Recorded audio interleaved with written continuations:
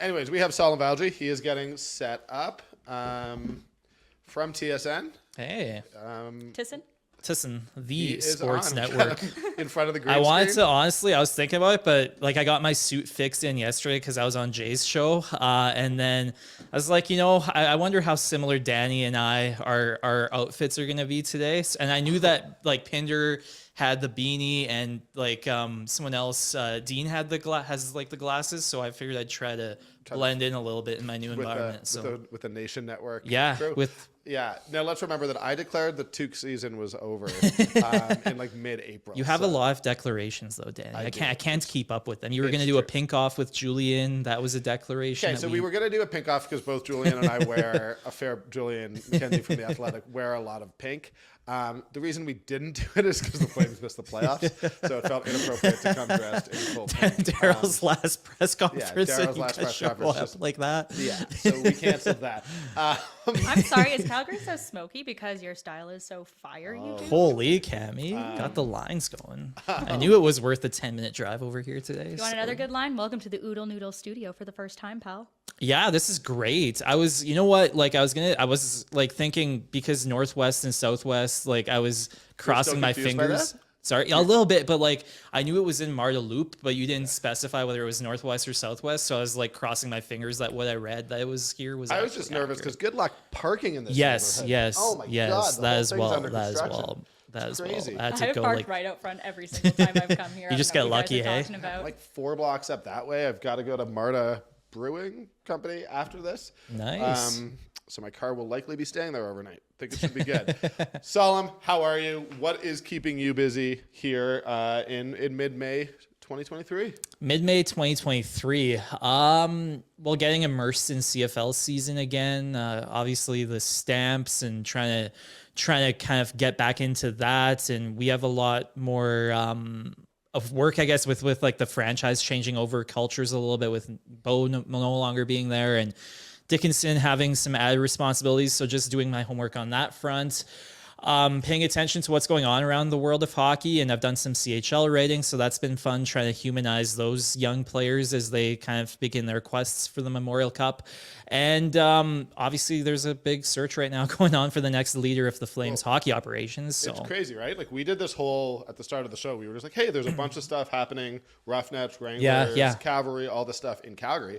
But like, at the same time, I'm sitting here. I know you guys are both probably the same, and it's just there's this bomb that's about to drop. Yeah. The GM is. Then it's going to be the head coach, as Peter was saying. Then we got draft stuff. Then we have to figure out these 7 guys who could be. That's like a third of your roster. Yeah, that's crazy. It's like it's really, really going to be busy. It's just nothing happens. Like we're in this like it's the calm before the storm in a lot of ways in terms of the Flames coverage. I feel like. Yeah, definitely, and I think by this time next week we'll know who that leader is. I think they're winding down their search, and it's gonna be fascinating because you've got a third of your roster and not just like bottom 6 players, like as I'm sure you've discussed at length and we have at length, like a top line center. Yeah, we're gonna get into it here. But it's someone brand new putting their stamp on the organization, and it might be someone that's never been a GM like Craig Conroy, and it'll be fascinating to see because we all like I think Tree is the only GM I've ever dealt with on a consistent basis. I imagine it's the same. Like, did you either of you get like the Feaster era?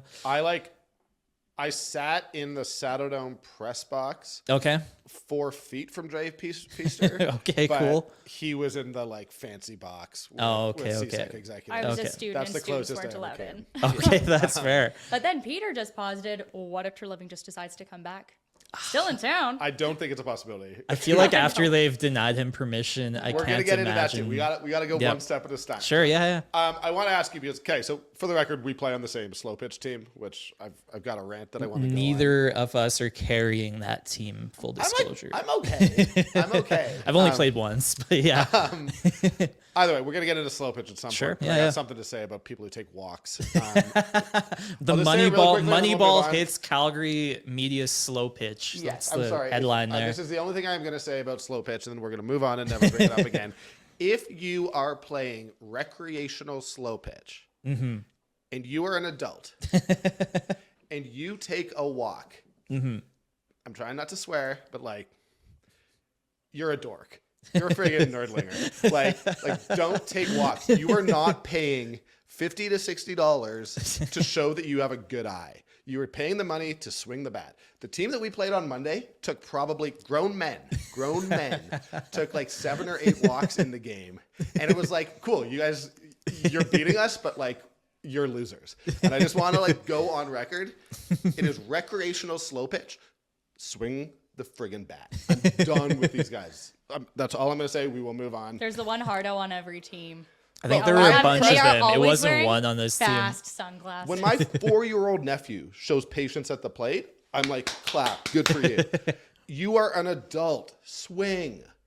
Well, you would hate playing with me then, because my strategy has always, when I was younger, I had to play on guys' teams. No girls team in a town of like, 3,000 people? Yeah. No, the strategy, lean in, get hit, take your base. Yeah, I mean, do what you gotta do, hey. Take the L. I mean, I don't think at this level it's quite the same. Well, okay. Well, I can swing the bat now, Danny, and I can bet I'm better than you. Probably. And We're probably going to need subs on Monday, so Yeah.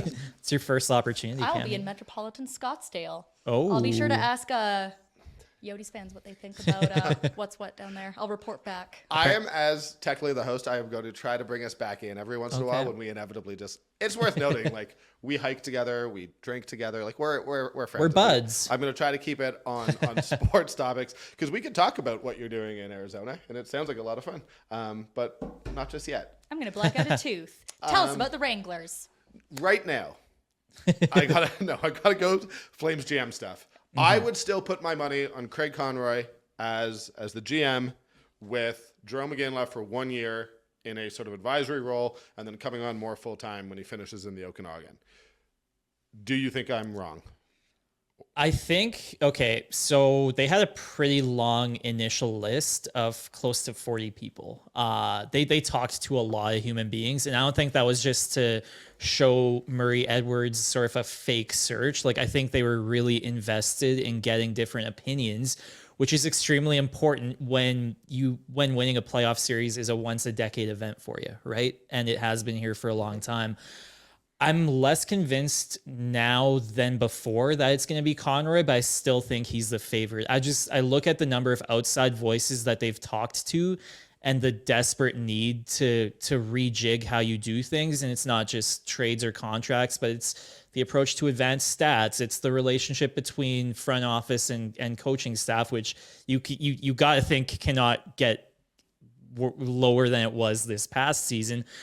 So I think they're desperate for some outside opinions, and they've gotten an awful lot of them. I still think Conroy's the front runner, but I'm less convinced that he's going to get the job now than I was, say, a week ago. So when you say outside voices, do you just simply mean like outside of CSEC, or are they also branching out to someone who may not have been a GM in hockey before? I think they've done that a lot. There have been several, I think, people that have not been GMs before that they've consulted with or at least talked to. I know that they've talked to at least one player agent as well. So I think what happened in Montreal with Kent Hughes becoming the GM and them radically changing the organization from top to bottom, whether it was incorporating advanced stats or building out their skills development program or the way that they structure contracts or even the way that they trade for someone like Kirby Dach, like that opened a lot of eyes around the National Hockey League. If I'm not mistaken, Kent Hughes was the first former agent to become a general manager in quite some time in the National Hockey League. And I think that's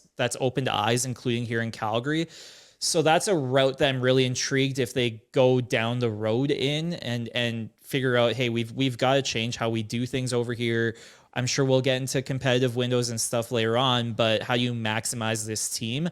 I think Conroy would be such a great fit because not only is he a really accomplished hockey person, like I think you need someone that loves the city of Calgary and bleeds it and knows what we all know in this room, which is that it's a pretty awesome place because like Danny, you asked John Bean at the press conference, why is it that so many people are leaving and is it something that worries you? And that is a reality here, right? Like there is a perception issue here 100%. And not only is Conroy paying his dues and a really smart hockey mind, but he also loves Calgary, and that cannot be understated in all of this, I don't think. So. Well, Tree was definitely a guy who loved the city, went to bat for the city, especially when people were questioning whether this is a place where players would want to play. He's like, you cannot step on my city like that. He didn't pull any punches. So, but I'm curious, like, even with Danny, I know you think it's okay and just Oh, fine yeah, that the Flames are let's saying argue. Brad Let's can't go. talk to anyone. No, not that first. But like Okay, just we get seeing, into a even debate seeing here. the dysfunction at that press conference, because it Yeah. didn't seem like everyone from CSEC was completely on the same page. Yeah. With all those candidates who've been spoken to, is Calgary a desirable place to hold this role? I think if you look at the history over here, and no disrespect to any of these people, but, and we've talked about it, Glenn Gulletson, Bob Hartley, Bill Peters, Jeff Ward, I might be missing some else, but they're coaches here that tend not to get jobs after they're done in Calgary. Jay Feaster did not get another management hockey ops job after he left the organization. And I think, like, ideally you want someone that has options, right? You want someone that, hey, you know what? I had a choice between like Carolina and Calgary, and I chose Calgary for these reasons. Like, you want someone that's in demand around the league. And right now, I'm not convinced that if someone has multiple options, they would choose Calgary. And it's got nothing to do with the rink or the roster or the pressure or anything like that. I think it's got more to do with how do you manage ownership over here? Because Danny and Cami, like you heard in that press conference, there were a lot of interesting tidbits that came out that show just how tricky it can be to manage this ownership group, whether it was John being a little bit combative with some of the responses, or we don't believe in a rebuild, or Brad deciding even himself that this wasn't a situation he wanted to continue. That opens eyes around the league, and the news yesterday that was confirmed that they are playing hardball with Tree on his ability to move on and pursue other employment. Yeah,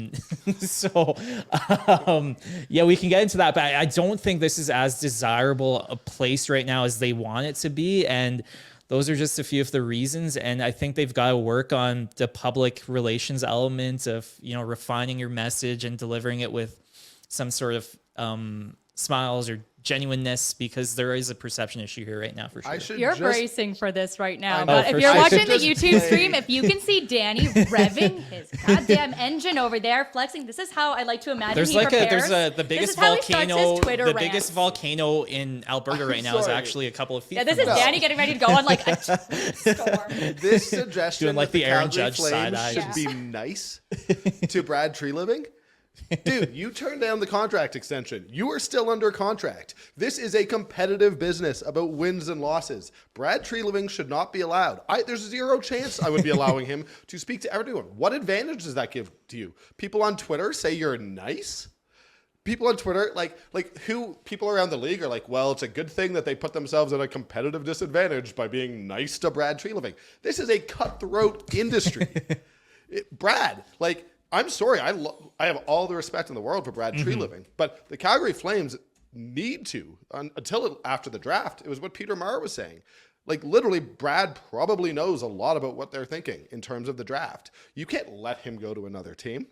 That puts you at a competitive disadvantage. This is, again, I'm just going to keep talking about my 4-year-old nephew. With him, it's not if you win or lose, it's how you play the game. This is professional hockey.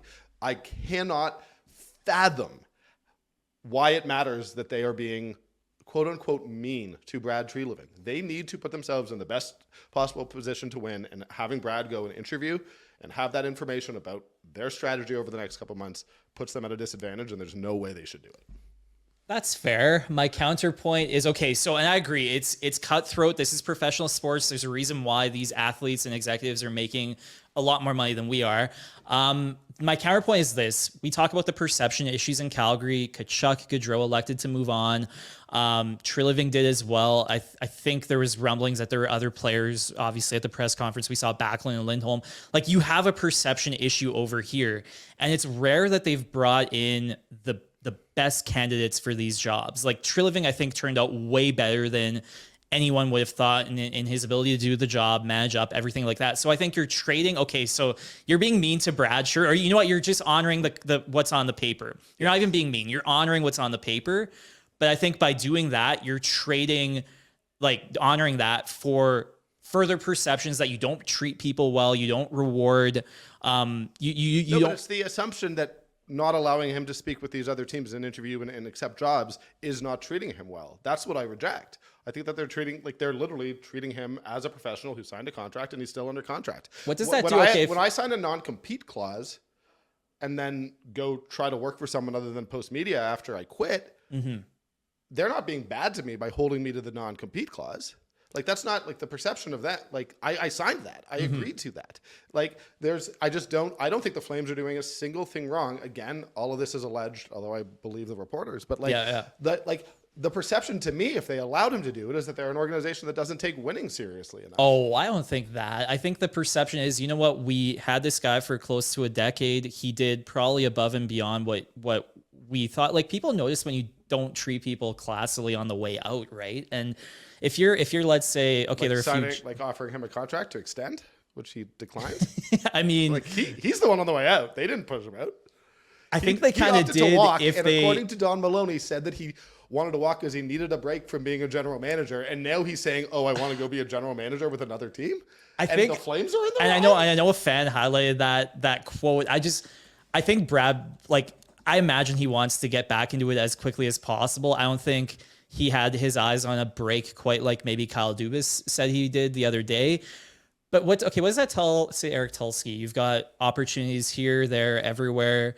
You want good people to come to your organization, and there are already strong perceptions about how they treat staff and things like that. And this is how you go about with the exit of probably the best general manager in your franchise's history, a guy that steered you through some awful tough times, you know, had to manage up in a lot of different ways, was by all accounts a marvelous boss behind the scenes. Like, I get that it's on paper, and this is not about being mean or nice. It's a bad business decision, because with this going out there and Pierre LeBrun reporting it and other people talking about it, those prospective candidates, some of whom might have opportunities elsewhere, might say, you know what, this doesn't look like a situation. We already kind of know the owner has a good say in hockey ops. If your prospective general manager is worried about what's going to happen when they leave, sure, then it's the wrong prospective general manager. It's not the guy you should be hiring. Cami, you're tiebreaker on this. Well, no, it's funny. I literally told Cami, I was like, we're not going to fight about it. And here we are. We've had disagreements before. 100%. We'll definitely be having beers later. Yeah, absolutely. So, we really I'll be the third wheel on your date after all this. So. Well, I'm not supposed to say that. Bro, Cami, carry on. We're going to change the subject. Kind of. But if you really want to talk about an acrimonious split, I'm quoting the Athletic article here just to try to get some of the details back in my head. Mr. John Chayka leaving the Arizona Coyotes. Oh, right. Remember, he was suspended through the end of 2021 for conduct detrimental to the league. Yeah. That was related to his conversations with another organization and his desire to pursue a potential job elsewhere. Interesting. I kind of forgot about that. I mean, it doesn't change my opinion. Yeah, but you know, like 18 months after it happened, he did come out and he had nice things to say about the organization and the players, but the organization, like they let it all hang out in their statement. They said they were disappointed, and it was a messy situation, as most things with Arizona are. But I guess that's kind of the foil to Danny's point that when you're under contract, you can't be doing it. Can I see the argument for the Flames saying, like, yeah, I mean, whatever, it's a month, go. Don't tell him any of the good stuff. I could see that happen. I can see both sides happening. And there are clauses in that regard that prevent the competitive angle from getting leaked out. It's just, and I get that it's common in business and everything, but if you're around the league and you're looking at this unfold in this manner, it looks bad on your organization that already has some image maintenance it's got to do at the moment. So it's, and like, this is sort of a weird thing I was thinking about on the drive here, but the players respected and liked Brad a lot. And if you're one of them and you see a guy that is kind of not able to move on, like, I don't know how that would, if players would think about that, but like you talked about, like they're going to have a new boss to report to, a couple of new bosses. And if it's Craig Conroy, you think they're going to be that worried about whether Brad had to wait a month and a half before interviewing? No, I guess it's just the perception that continues that this organization, and we don't necessarily share that perception, which is part of it. Sure. Which is part of it. And like, again, I see your point. Like, ultimately, you know, like, go ahead. If I lived in a world where the Easter Bunny was real and everything was sunshine and roses, I would want Brad Treliving to get exactly what he wanted as well. And by the way, I don't have like any stake in like I ate at Boston Pizza yesterday, but I don't have any stake in the empire. Did I you wish eat I did. yesterday? What did he get? I was with my cousins. They got dessert. I got like the chicken wings. So yeah, it was good. It was great food. The service was 17th? solid. Where Is there one on 17th? is it's still there? Isn't We it? we Maybe went they replaced it to with we the went to Dandies. North Hill, but it was good. I hadn't seen my cousins in a little bit. They're accomplishing a lot more in their early 20s than I did, so it's a little bit. I was a little bit jealous, but Also, the boys are doing How well. So sick would it be if we just revealed right now that actually you'd been bought off by Brad Tree Living and Boston Pizza? And that you were That'd be just pretty nuts, pushing that agenda for that reason. that is why I've been tweeting this whole time. I think from even a business standpoint, it's a calculation that the Flames aren't going to win. Like just like treat your people well and you'll attract more high quality people type of thing. Yeah, until they're not your people because they declined to extend their contract with you, so they're not your people anymore. So you owe them nothing. Anyways, Cami, any other questions? Oh, I'm still like deep in revisiting all this John Chayka stuff. Yeah, like That was ugly, really ugly. and to their credit, the Flames have not let like this get to that point or even close to it, even though there clearly seems to be sort of a I think that Arizona situation serves to show you what the worst case scenario could be. Arizona and worst case. What are you talking? Like that's such know, a and that's never foreign happened. concept to us. So Okay, let's move on. If Elias Lindholm, the new GM, gets in, Elias Lindholm, day one is like, nah, man, I'm not going to resign. At what point are you like? What's your drop dead? Got to trade Elias Lindholm date? Is it the draft? Is it start of training camp? Is it trade deadline? When do you think you have to get that trade done? And do you think? I guess I'm making the assumption that you think that you have to trade him, but what's your move there? Okay, most important player at the moment, number one center on most teams. I think I would go till the deadline. Honestly, I know you might be able to get a little bit more for him in training camp or at the draft. I think this window that they have right now, where you've got a number one center at less than $5 million, you've got a pretty good defense core where no one's making an exorbitant amount. You have a lot of pieces like a 73-point player. Toffoli's at what, 4.25 million? Like you have a lot of these pieces under market value, thanks a little bit to the previous regime. I think you try to maximize that, and if things go off the rails like they did this season, or they don't take off, then you look at the trade deadline. I would go into next season with this roster kind of intact, and you assume that you might round out your bottom six, but I would wait until the trade deadline, honestly, and then I mean it's a tough situation because if you're in first and you know that Lindholm's gonna pull a Gaudreau and walk, you're not getting anything for him, and then the questions continue about like Noah Hanifin. I think You would have be second. to get something for him. I think You have to. you do, but I mean, just hope he doesn't go like full John Tavares and like rent out a hotel and just take meetings. just the race for Elias Lindholm. But like this window, okay, what and you could get a boatload in terms of assets and stuff, but this window that you have right now where you've signed players for that specific opportunity, I wonder if you trade Lindholm in the offseason, you're not getting a number one center back. It's probably a futures package. It should better be a futures package. Yeah. So But even then, how do you like fully commit to a rebuild when you have so Yeah. many expensive contracts on the books? It's almost like you need to. It's kind of like the San Jose Sharks, their situation a couple years ago, where it's like we got one more year in this window. Mm-hmm. Like you got to try. you got to go for it. I think I'm Look, leaning towards that. I see the Golden Knights in the Western Conference Final missing the playoffs last year. Like this is not it's not out of the question. It's not impossible. Like I'm not trying to claim that. I just think that like if you lost Valimaki, a first round pick For sure. for nothing, if you lose Gaudreau and Lindholm for nothing, like what are we doing here?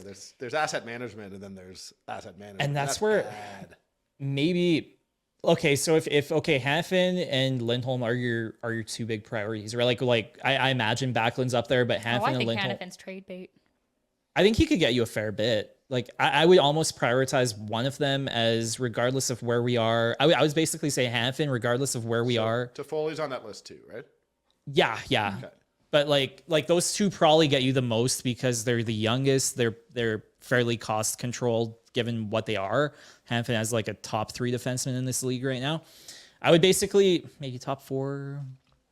Okay. But I would keep Lindholm, and I would use Hanifin as the chip that gets you that futures package that isn't as big as Lindholm, but replenishes the cupboard a little bit. Lindholm So has to be willing to stay, right? Like that's when you say keep him, like that's cool, but he just kept telling us he has one more year. I We know, asked him if was he did willing to not commit. he did not sound enthusiastic. And now things have changed around the Saddle Dome, right? Like Yeah. it's entirely possible that I have no idea. I'm not trying to imply that I do. I but, almost like I think, and this is gonna like this probably doesn't make me sound very credible, but I think you forget the fact that he's in, like, he could walk, and you just say we've got a number 1 center, one of the top 10 centers potentially in the league, top 15, at less than $5 million. We go into this season with that, and if we lose him, it sucks.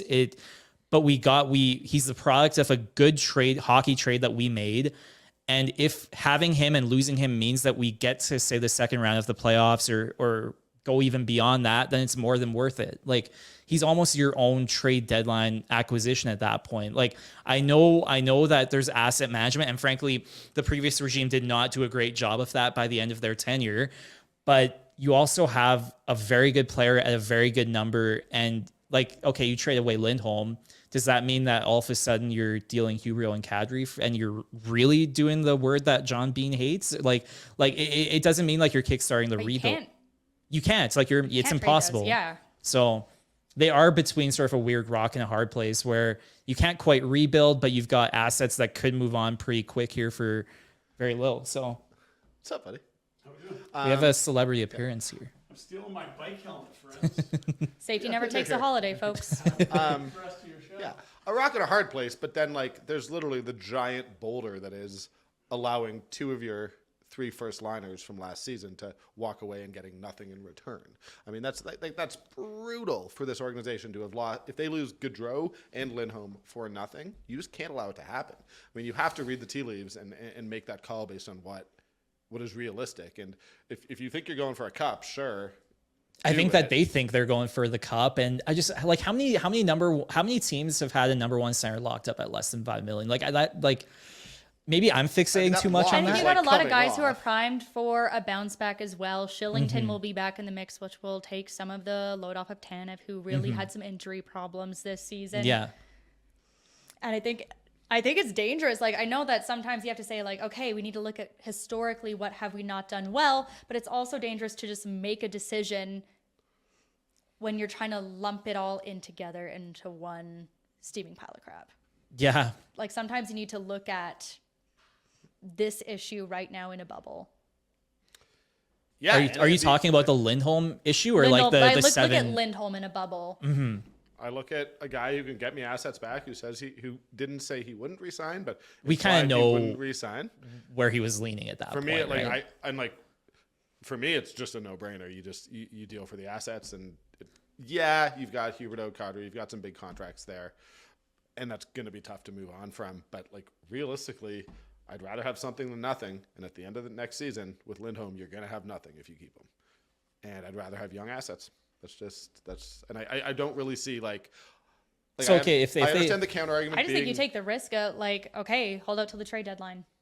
Fair enough. Hold out till Christmas. They didn't get to Foley right away. Yeah, Or, that like, was, right that at was the trade Valentine's deadline. Day. Yeah. I'll hear that. I just won't hear not trading him. And Peter's argument was he was like, the issue is you get lost within the season and say, all right, well, we're in second place in the Pacific right now. So you hold on to him because you can't sell the fans and exactly. sell And him at the then- deadline. And he was like, that's why you do it in the offseason when you can just sort of take a sober look at where you stand, what the future of the franchise looks like, and make that call. That is where I stand. I also understand, like, I do understand the perspective of just go for it.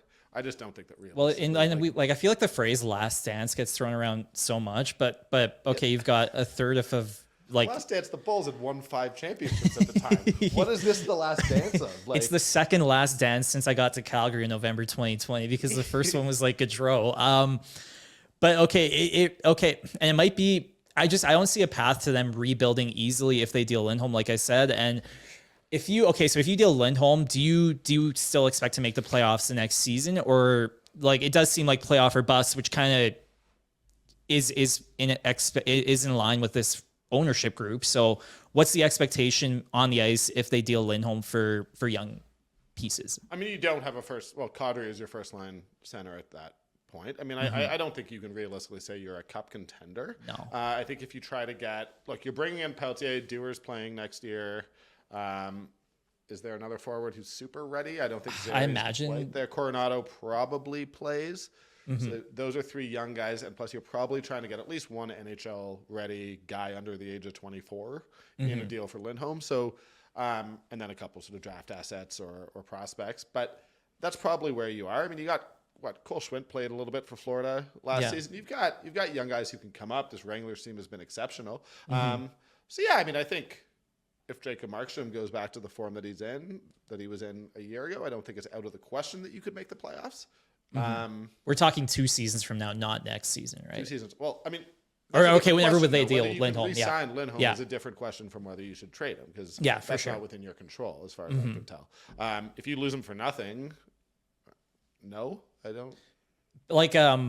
I think the comparison to Backlund is relevant because you basically you got Lindholm like it's not like you dealt a ton for Lindholm. Like you got a few really good years out of the guy. So sure, it's losing an asset for nothing and young picks and prospects that you could have recouped, but this isn't, if you lose Backlund, let's say the outcry is a lot less, right? Like you had him for a long time. He's one of the most celebrated players in this history. He's done an awful lot off the ice.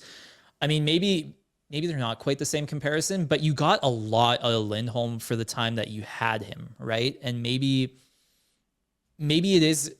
I'm willing to let this go to the end of the season next season. I'm trying to think of another organization in the NHL where if we were looking at it from outsiders' perspective, we would be like, oh yeah, it's cool that they lost their first line center for nothing. Oh yeah, that's not a big deal. They went for it. They gambled. They went for it. They lost him. Oh, they also lost Johnny Gaudreau for nothing. It wouldn't happen. two exceptional talents in like a 3-year stretch. We wouldn't be like, that's okay. Like imagine Toronto, like, and that's. Oh my God. Toronto made the second round, and they're like everyone's saying tear it down. Anyways, it is an interesting thing. I think they're just turning into the Canucks because we don't know what they're doing. Yeah, I mean, at least until we figure out who's going to be leading this whole thing. So I'm low key obsessed with Elias Pettersson. Which one? Hey, I was going to ask that. Yeah. I did not realize he was as good as he is. Where you been? I knew he was good. I just didn't realize he was that good. And I don't know. I watched him a bunch late in the season because the Canucks weirdly weren't as bad as like their record said. They were decent. Hey, under Rick Tocchet, they had a good structure. And I don't know, he blew my mind. I thought he was really good. Abbotsford started to get everything together.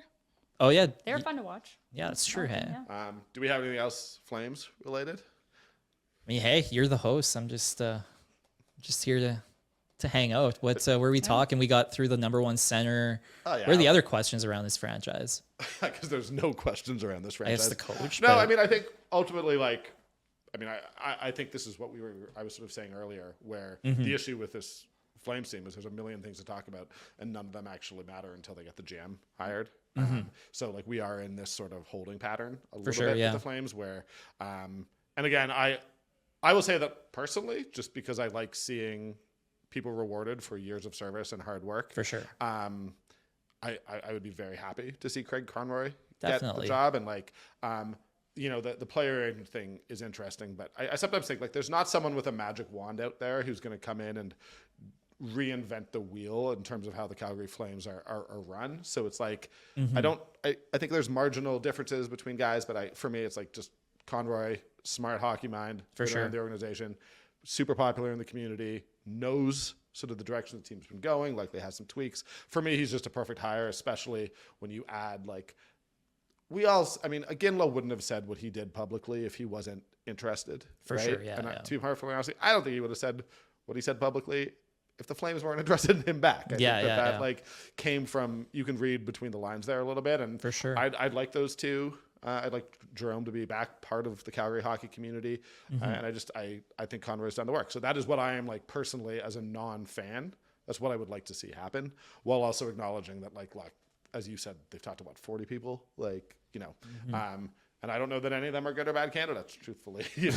I just like Conroy as a candidate, and I always have, and I want to see. I do as well, but I think it's good that Don Maloney is really being thorough here, and getting as much outside feedback as he could about what's gone on here recently. I kind of wonder, I don't know if Maloney said that he would stick around as president of hockey ops when this is all said and done, but it seems like he's done a good job even of managing up, and sort of he was the guy that did that whole review that led to Sutter getting fired, and he was the one that sold ownership on that, and I can't imagine it's easy to do that. It seems like Maloney's done a good job in this new role early on, and I wonder if he remains in that capacity with the GM, whether it's Conroy or someone else has the hockey autonomy. But I agree.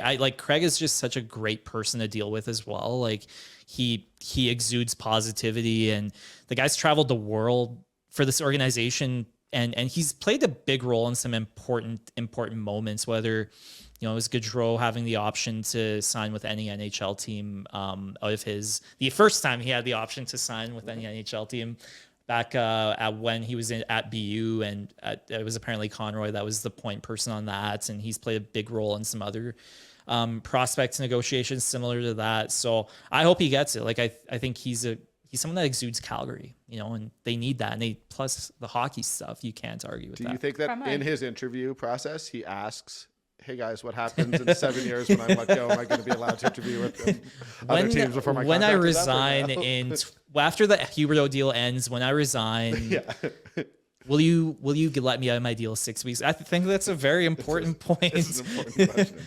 And if it's a no, what other options are there in other NHL markets that I can pursue?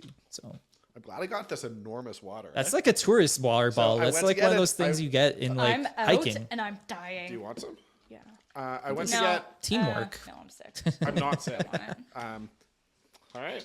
Now too many keyboards Now I around. dropped the cap. Too many keyboards around. I went to grab Yeah. a little bottle of. We're just going to talk water brands here for a second. Okay. It's I on have the some list. thoughts. I have some thoughts about water brands. So I went to buy an Evian, and it was like half the size. And it was $4.89, and this was $2.49, and I can't taste the difference. So pure life, guys. Do you remember the movie Superstar? I don't. It was like an SNL movie. Oh, yeah, Molly yeah, yeah. Shannon. It's like one of my favorite insults. Yeah, Superstar. One of my favorite insults of all time. Like the bitch in that show. Her name's Evian, and it's at one point like Mary Catherine Gallagher straight up like, at least my parents name me after a bottle of water. that's pretty mild compared to the insults I've gotten for my name. So I respect that. Well, okay, this is also Don't from, like, insult 1990s. Salim's name, guys. Yeah. Gotta pick up my cap here. God, it's smooth. Podcasting. I have one more question about Connie. Get out. Do it. I'm done. No, I was just Water. curious, like, because we know him as a really gregarious guy. What's your read on his relationships? Because Mitch Love is a name we've been hearing a lot. What's your read on his relationship with Mitch Love and players on the Wranglers? I honestly wouldn't know that. Because it's Brad Pascal, that's his baby, right? So Yeah. he's been running that team for a while. I think Conroy's been the point person for certain guys that had challenges with the coach. They would, instead of going to Tree, they would talk to Craig. So I think that speaks volumes about his relationship with players and how they viewed him as a little bit of a confidant in that regard, and that's important, especially given players that could walk. And that's a skill. Like I think Conroy's, because he was coached by Daryl and has such a strong kind of network within the organization, I think he was leaned on by certain people in that regard to be sort of a buffer in that area. So I think that's really a strong suit for him. But I assume Brad Pascal's got those Wranglers because he's just around there so often, and he's the one that assembled that team, that he would be the person. We haven't talked about Pascal. Yeah, I know. I enough want to say, as- like, I'm glad you said his name because, like, we can't sleep on him. No. Like, he's done a good job running that team, and even the decision to bring in Mitch Love. Like, the Flames have done a good, even with like Ryan Huska a couple of years ago, they've found talent away from the ice too, right? I don't think like Brad Treliving was a household name when he got this job, and he turned out pretty good. And even Huska and Love have done similar. So they've done a good job of finding talent and putting that talent in positions where they can succeed. So Brad's Pascal is definitely a name that we haven't maybe spoken about enough, but is a strong candidate too. So You been watching the Wranglers? a little bit. I was at I think I've gone to 2 or 3 playoff games if there's this past postseason run. So yeah, they've been doing well. Yeah. Has anyone stood out for either of you guys? I know we've all been at a couple games. Has there been a player who, like, I'll be honest with you, I did not go to Wranglers regular season games. I am not. I've said Actually, this went to quite a few. Adam Klapka has stepped up in playoffs in a way that I didn't expect it. I think Dryden Hunt has worked really well for them in playoffs. He's had some big goals. Jacob Peltier, I mean, obviously, he's just doing Jacob Peltier things. But on the other side of the ice, look out for Canmore product on Coachella Valley. Peltier's former fellow assistant captain and line mate on the Moncton Wildcats, Mr. Jeremy McKenna. Oh yeah, is he been having doing a strong really series? well for Coachella Valley. Yeah, undrafted and Oh wow. yeah, he's been he's done some time in the ECHL and he's having a really good playoffs for the Firebirds. That's awesome. I've liked. I mean, it's cliche, but Matthew Phillips has had a really good playoff, and the games I've seen, and I guess I didn't realize how involved he was in scrums and how fearless he is for such a small man, like stature wise. Like he makes up for it, like with his fearlessness and his willingness to attack the he's net. super physical. Weird. Yeah. It's something I didn't realize about his game. No, that was something I learned. They've had a good run. Like Wolf had a tough night. The one game I was there last week where The he ended 6-3. up, he ended up getting pulled, but the team's D zone coverage wasn't that great during that either. So I'd be intrigued. I was thinking the other day, like with Lucic, like likely not coming back by all accounts, like I wonder if they do want that size on that fourth line. Like Klapka's a very big man, and I don't think you need a ton of offensive skill in that role, right? Like your role is to forecheck and be a physical presence. Like I wonder if Klapka can, if he continues to develop, get a little bit of an outside look at the fourth line for the Flames, but who knows? So it's interesting, like when we asked Mitch Love about, or when he was asked by Wes Gilbertson, my colleague, about him, like it does sound like they still feel like he's got a lot of work to do in terms of his development. But there's no question. I mean, he's been productive. He's been fined. Yeah. So Either way, I And mean, then there's Mitch again, McLean, who is he has the potential to be an absolute lunatic if you need him to. He's very fun to watch. It's like, what is this man going to do? He has good fits too. I see on the Wranglers Instagram, they do a good job highlighting the most important thing, which is what the players wear to the rink. So That was crazy. I spin my chair a lot, like it's something that I noticed, and I just spun it right underneath the desk and really hurt my finger now. So I'm in a lot of pain right now. Just wanted to let everyone know. I didn't feel like I could hide it because I reacted in a real way. So the camera doesn't lie. Yeah. So The Wranglers, just so that everyone knows, I'm going to repeat it. They are trying to fight off eliminations tonight in Palm Springs. Puck drop at 7 p.m. They're down 2-1 to the Coachella Valley Firebirds. Stay out that box. Beyond that, that's really sort of most of the hockey stuff that I have Okay, to that's talk fair. about, to be That's honest. fair. But we can talk Stampeders. I know you've Sure. been there for a couple practices now. Yeah. How you been enjoying it? What have you seen? What's the vibe you're getting? I mean, it's early on. This is really like my second season covering the team, so I'm learning how it all works. It's been a lot of fun. I think the Philpott injury added a little bit of intrigue to Cole Tucker and them getting him signed. I kind of, whenever I look at the NFL element, I assume that like that guy's a long shot to come up here while he's exploring those opportunities. So the fact that they signed Cole Tucker right away, maybe to you, Danny, that wouldn't have been a big shock. But No, I mean, the reality is I wasn't paying that close attention to the draft because Okay. it was my birthday. oh yeah, I saw you after the draft. So yeah, I mean, I had to do a fair bit on all of the draft picks. Like, I think the fact that the Stamps took him in the first round certainly suggested that they believed he would be coming up pretty quickly. Right. Yeah. A guy like Ryson John is 6'7". He's a so large he's going to man. get a Yeah. bunch of looks. That doesn't mean that Cole Tucker won't get an NFL look in a year or two. But it's pretty decent money for if the alternative is to wait around hoping for a practice roster job in the States that may or may not open up. It's like, Right, why not yeah. go put some film on tape? Is it as simple, Danny, as like Philpott gets injured, we don't know how long he's out, and like that opportunity now is completely up for grabs? It's like Tucker's to lose, or I don't know if it's Tucker's to lose. I think the Stamps are pretty interesting. So they lost Richardson Danny. Yeah. So basically, for those who don't know, the Stamps play with 2 Canadian starting receivers, 3 Americans. Richardson Danny was one of their Canadians. He is now signed with Hamilton, which I didn't know. It was in my 50 things. And the reunion continues. Yeah, seriously.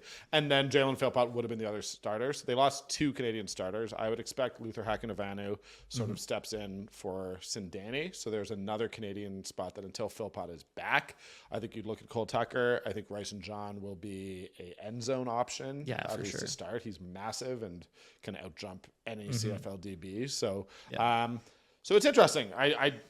It's not I like don't- Luther's a small guy either. Yeah, he's I pretty keep waiting. large Like too. he had some flashes last season where it's like, okay, like I'm just waiting for this guy to have his breakout. And that's completely it. And I wish that I had my my roster up because again I am. But anyways, their 3rd round draft pick this year, also out of the University of Guelph, is apparently they're really high on. But ultimately, like you can't just replace Jalen Philpott's speed, especially for a Canadian. He's so quick. They like having him on the outside. But I mean, the Stamps are going to be fine. Honestly, like They find players. It seems like they're scouting. Well, now they've added Chris Steele, along with the release of 11 players last night. Former NFL DB signed with the Steelers after he was unselected in the 2022 draft. A couple preseason games, had some time with Miami, Seattle, Philly. And that DB group, like that's the thing. There's not just a job sitting there waiting. Like that DB group is you're going to have to go practice roster because you go across the board. It's deep. It's deep. You got Trey Roberson at boundary corner when he's healthy, arguably the best in the league. They're moving Jonathan Moxley to the boundary half.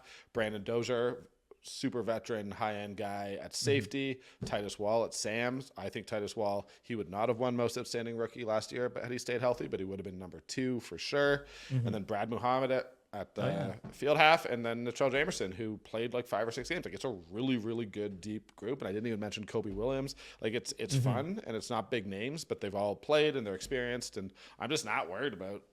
So And I'm just excited to see what Cameron Judge does in his second season as a Stampeder. 100%. Oh yeah, that's true. Hey, he's had a really good first season. What would you be if you were a Stamps fan? What would be like the biggest concern or worry for you right now about this team? I mean, like, look, they need a starting right tackle. Derek Dennis, who I spoke to today, like is at the left tackle position. That's a vital position for protecting a quarterback. And that was Julian Good-Jones. That was Julian Good-Jones, who signed with the Philadelphia Eagles. So that position right there, like. The reason that this team really, when this team was at their best, they had the best offensive line in the league, and it was not close last year. So those 2 tackle positions, just Derek coming off a broken leg, being in his mid-30s, combined with that not knowing who the right tackle is, that worries me a little bit. And look, it comes down to one thing, man. What do you think Jake Mayer is? Yeah, that's fair. Jake Mayer is a top 3 quarterback in the CFL. The Stampeders team is going to push the Winnipeg Blue Bombers the whole season. If he's not, and there were games last year where I understand people were a little nervous about him. I thought he was a young quarterback who had his ups and downs and didn't do great in the playoffs. But that happens to young quarterbacks, and you have to build from that and get better. If he's just the 6th or 7th best starting quarterback in the league, then the Stamps are going to struggle a little bit. And I made very, very clear. My number 1, I do these 50 takeaways. It's exhausting. I read them. It was part of my Sunday morning routine. Look how good I am. I'm not putting my middle fingers in the air. But my number 1 was, look, this team hasn't won a playoff game since 2018. If you're a Stampeders fan, that is the thing that is on your mind, because since John Huffnagel arrived, this team, the minimum expectation was the West Final. Yeah. They haven't been there since 2018, since they won the Grey Cup. So I want to see it. I'm not going to treat this team like they're the Winnipeg Blue Bombers. The Winnipeg Blue Bombers are technically the 2nd best, but they're the best team in the CFL. And how can I take until the Stamps show it? They lost every game they played to Winnipeg last year. Right. Yeah. Like they didn't win a playoff game for the 3rd straight season plus COVID. So that's my thing is I'm like, okay, go show me that this like slight rebuilding project that's happened since you won the Grey Cup in 2018 has been fruitful, that you're ready to actually push the elite teams, because Winnipeg's not going anywhere. For sure. I'm intrigued, and I think this is one of your points in your column there. Like when you lose that many key voices, whether it's Thurman or Bo Levi or other veterans that have moved on, like who takes up that space? Like Mayer talked about it a little bit last season about how he tried to be more vocal, but he felt as a kid in his early 20s, kind of new to the game, that he only had so much ability to do that. Like I wonder who the new voices, like we all saw Thurm during post-game scrums, or like how livid he was, the tone that he set. Like who are those people going to be for this team now? Completely. And I mean, it's always a process with with football in particular, where you have just sort of more player movement year to year than you do sort of with hockey or certainly basketball. It is always a process of replacing those veteran voices. And so I don't know that I'm worried about it. Okay. But it is something to monitor. Yeah. You need those guys. And Jameer, I mean, But already, like I do think Jake carries a lot of respect with just the way he conducts himself. He's still pretty, like, despite ups and downs, he's confident in himself, seems pretty unflappable. And, like, I do think Bo did do a lot to kind of, like, 100%. bring along and not try to ostracize him or anything. And that does make an impact. And it's a shame that we're not going to have that rematch at McMahon this year. So stupid. We're also robbed for Nathan Rourke versus Jake Mayer. Yep. Next gen showdown. Is BC not coming to Calgary this season? Well, Nathan Rourke is. Right. Yes. We're talking more about him going to the NFL. Yes. But yeah, the fact that the Hamilton Tiger Cats are not playing in Calgary, I have no opinion on. I think it's the stupidest thing I've ever heard in my life. But yeah, no, I have all the confidence in the world that Jake can take that up. I also think it would have been really awkward last year, being the backup who takes up from the starter, who's a franchise icon. Yeah, for sure. But honestly, like you know, there are only so many people who currently are invested and care. Generally, they say the season doesn't start till Labor Day. That is not true. It starts in early June. But I will say that, like, from what I have seen, this is a young team that, like, literally, like, there's a confidence and level of self-belief that I haven't always seen going into seasons. And I'm so excited to see Kadeem Carey and Dedrick Mills run the ball. There's a lot that I'm excited about. It's going to be great. I wish that I was traveling. I'm not, but beyond that, I don't know. It's just, we're kind of wrapping up here. We've got a couple minutes, but it's just like, the flames sort of loom over everything. But For sure, yeah. I don't know. I'm really excited for the summer. I think we have a lot going on. Well, even the new basketball team over here, they'll add a nice element to the city. And I haven't gone to an Okotoks baseball game you yet. haven't been to a Dogs game? No, I haven't fun. yet. Oh, we'll have to do you that. pick like a beautiful summer night where it's not smoky as all hell. The asthma isn't acting up. Yeah. God. BC, whatever. Let's not get into the forest fires. No, I was driving from Prince George to Creston and stayed an extra day. Yeah. Ended up hanging out with my sister-in-law, niece, and nephew a little longer than I expected. It's like a 10-hour drive if you get a good route. Yeah. Try to go, blocked off by wildfire. Like the only way out of Prince George back to Alberta. That's like the fastest way to go. So can't go that way. Go south. I missed a flood cutoff by like a couple hours in Cache Creek. Wow. Like, there were sinkholes opening up. Like part of the road was gone in some places. Wow. And now like it's just swallowed up. Like BC's crazy. Like That's ridiculous. And even like when I was younger, like mudslides. There's a mudslide on the summit just outside of Creston. There was a mudslide up the lake when we were younger, and people had to be like evacuated by boat. Wow, that's insane. Holy. Yeah, let's knock on wood, because this is already, beautiful couple of weeks. I know I know you and I spent some time on patios because we did it together. But we're certainly paying for it now. So I think we're probably pretty good to sort of wrap here. I'm gonna do. I know you have places to be. I do have places to be. I do. Let's not talk about my drive back from BC. A day early instead of a day late. Anyways, I'm going to do another ad read and just thank Ski Cellar Snowboard and skicellarsnowboard.com. That's who brought Salim Valji as our guest. So thank you. And I don't know. I hope this was fun for people. They just had their big parking lot sale. Yeah. They just had their big parking lot sale. I should have gone. I desperately need a new pair of skis. Well, hey, man, keep going. This is like the time of year to go get new ski stuff. Prep up for... And there is still spring skiing going on. Slush Cup has not yet hit. No, that's true. Sunshine Village. That's this weekend, right? Next weekend? Next weekend, 27th. Cool. Well, either way, guys, I don't know. This was super fun. Salim, you were amazing. Peter Marr, amazing too. Had a lot of fun. Hopefully people enjoy it. I believe Rob is hosting Friday. I think you and I are back next Wednesday. I don't know, guys. Enjoy the weekend. It's a long weekend. It's a good time. Let's get out there and do our best. Make good choices. Okay. Thank you very much. Take care, guys.